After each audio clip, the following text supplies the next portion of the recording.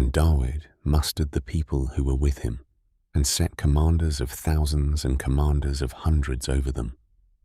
And David sent out 1/3 of the people under the hand of Joab, and 1/3 under the hand of Abishai, son of Zeruiah, Joab's brother, and 1/3 under the hand of Ittai the Gittite. And the sovereign said to the people, I shall certainly go out with you too. But the people answered, Do not go out, for if we flee away, they would not set heart upon us. Even if half of us die, they would not set heart upon us. For now, 10,000 are like us. Therefore, it is better for you to support us from the city. And the sovereign said to them, That which is good in your eyes I do.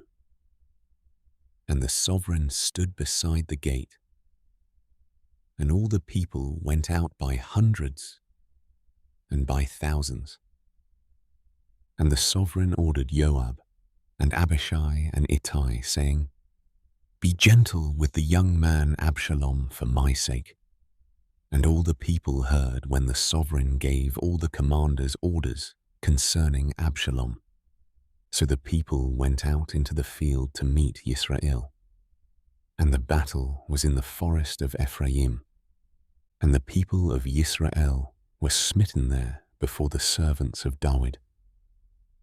And the slaughter there that day was great, 20,000. And the battle there was scattered over the face of all the land, and the forest devoured more people that day than the sword devoured. And when Absalom met the servants of David, Absalom was riding on a mule, and the mule went under the thick branches of a great terebinth tree, and his head caught hold in the terebinth. And he was suspended between the heavens and earth, while the mule which was under him passed on. And a certain man saw it, and informed Joab, and said, Look, I saw Absalom hanging in a terebinth tree. And Joab said to the man who informed him, Now look, you saw, and why did you not strike him to the earth there? Then I would have given you 10 pieces of silver and a belt.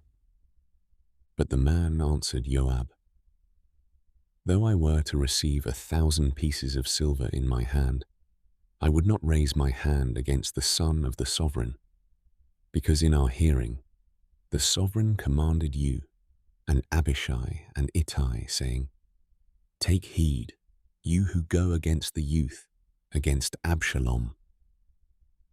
Otherwise I would have been untrue to my own life, for no matter is hidden from the sovereign, and you yourself would have set yourself against me. And Joab said, Let me not waste time here with you. And he took 3 spears in his hand, and thrust them through Absalom's heart, while he was still alive in the midst of the terebinth tree. And 10 young men who bore Joab's armor went around, and struck Absalom, and put him to death. And Joab blew with the shophar, and the people returned from pursuing Yisrael, for Joab had held the people back. And they took Absalom and threw him into a large pit in the forest, and heaped a very large pile of stones over him. And all Yisrael fled, each one to his tent. And Absalom in his lifetime had taken and set up a monument for himself, which is in the sovereign's valley. For he said, I have no son to keep my name in remembrance.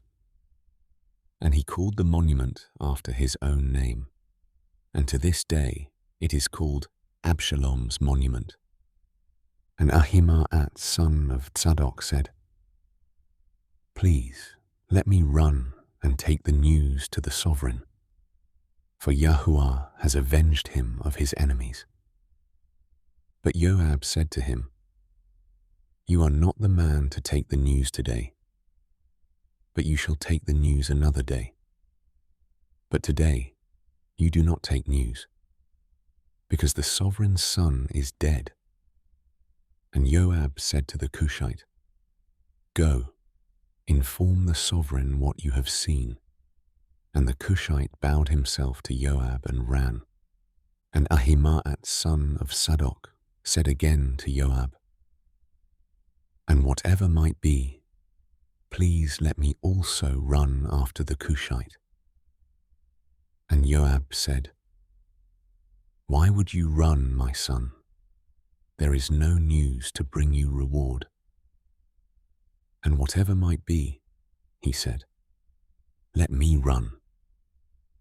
So he said to him, Run.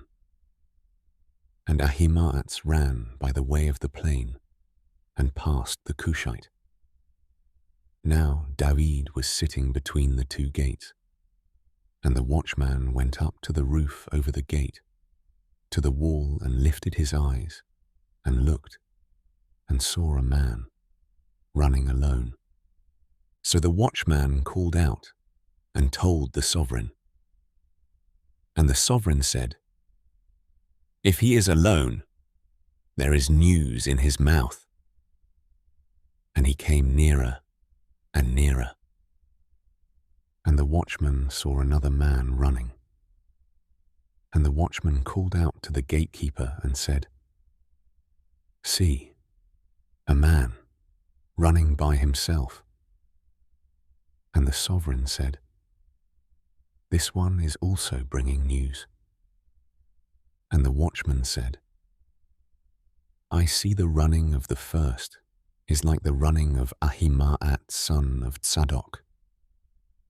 And the sovereign said, This is a good man, and he comes with good news. And Ahimaaz called out and said to the sovereign, Peace. Then he bowed down with his face to the earth before the sovereign and said, Blessed be Yahuah your Elohim, who has surrendered the men who raised their hand against my master the sovereign. And the sovereign said, Peace to the young man, to Absalom. And Ahimaaz answered, When Joab sent the sovereign's servant and me, your servant, I saw a great crowd, but I did not know why. And the sovereign said, Turn aside and stand here. And he turned aside and stood still. And see, the Cushite came. And the Cushite said, Receive news, my master the sovereign. For Yahuah has avenged you this day of all those who rose against you. And the sovereign said to the Cushite, Peace to the young man, to Absalom.